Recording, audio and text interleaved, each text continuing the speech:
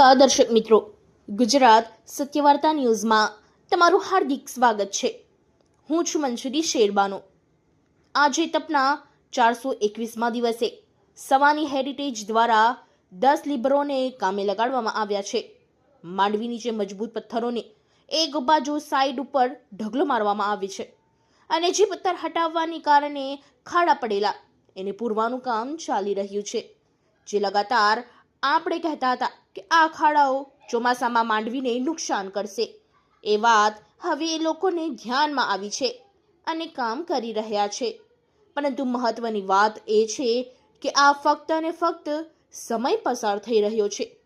માંડવી વિરાસતને બગાડવાનું કામ ચાલી રહ્યું હોય એમ લાગે છે।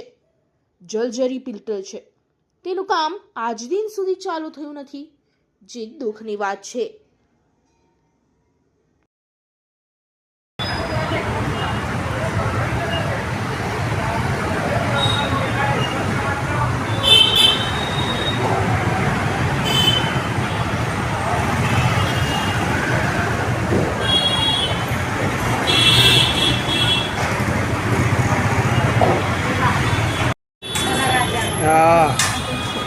आज एक टप करा